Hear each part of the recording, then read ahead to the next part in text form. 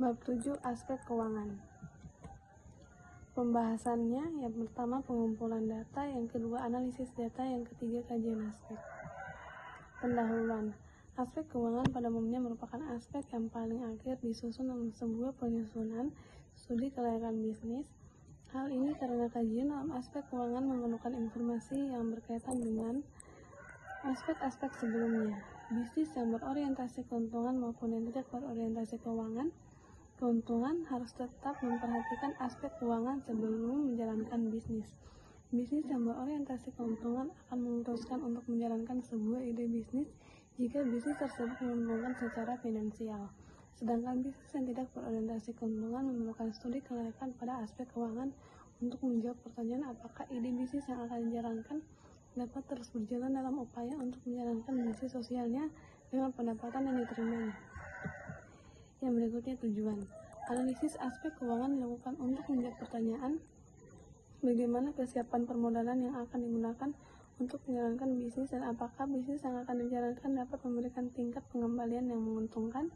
Suatu ide bisnis yang dinyatakan layak berdasarkan aspek keuntungan jika sumber dana untuk membiayai ide tersebut tersedia serta bisnis tersebut mampu memberikan tingkat pengembalian yang menguntungkan dengan berdasarkan asumsi-asumsi yang logis. Secara spesifik, kajian aspek keuangan dalam studi kelayakan bertujuan untuk yang pertama, menganalisis sumber dana untuk menjalankan usaha. Yang kedua, menganalisis besarnya kebutuhan biaya investasi yang diperlukan. Yang ketiga, menganalisis besarnya kebutuhan modal kerja yang diperlukan. Yang keempat, memproyeksi rugi laba usaha yang akan dijalankan. Yang kelima, memproyeksikan arus kas dari usaha yang akan dijalankan. Yang keenam, memproyeksikan neraca dari usaha yang akan dijalankan. Yang ketujuh, menganalisis sumber dana untuk menjalankan bisnis.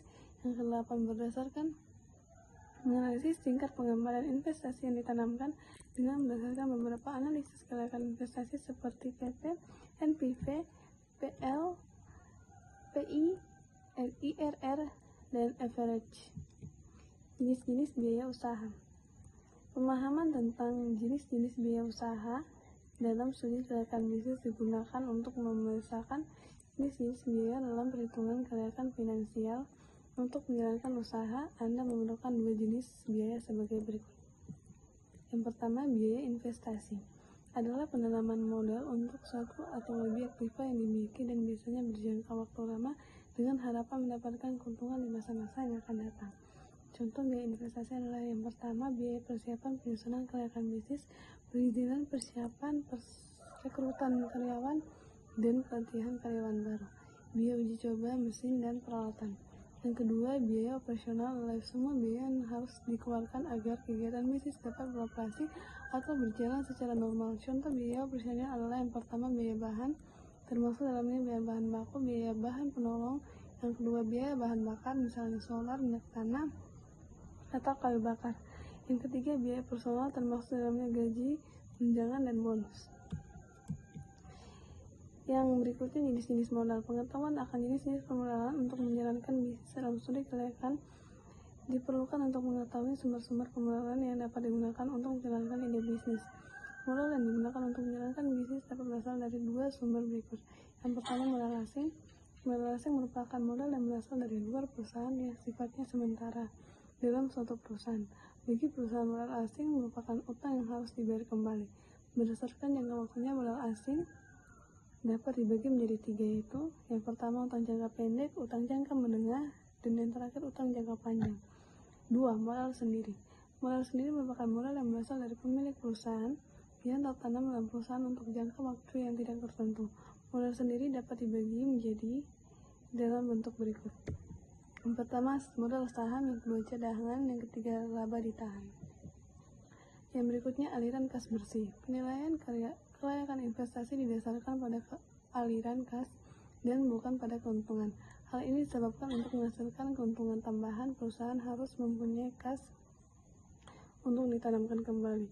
Keuntungan selalu dalam bentuk kas, tetapi dalam keuntungan tersebut ada kas yang akan diinvestasikan kembali dan ada kas yang akan diambil kembali oleh privat. Oleh karena itu, besarnya kas lebih tidak sama dengan keuntungan.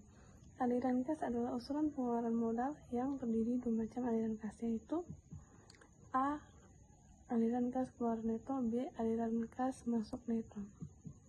Metode pengumpulan data yang digunakan untuk menggali data pada aspek keuangan adalah sebagai berikut. A. Studi dokumentasi, yaitu dilakukan dengan menelaah buku atau dokumen yang berkaitan dengan data keuangan, misalnya tentang pertumbuhan inflasi, pertumbuhan pendapatan masyarakat, tingkat bunga simpanan, dan tingkat bunga kredit.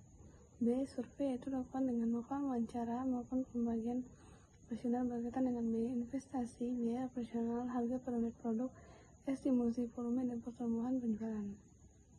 C. Studi observasi, yaitu dilakukan dengan melakukan observasi yang berkaitan dengan studi kondisi lahan dan mesin yang akan dibeli untuk memperkirakan umur ekonomis dan kelayakan harga pasar.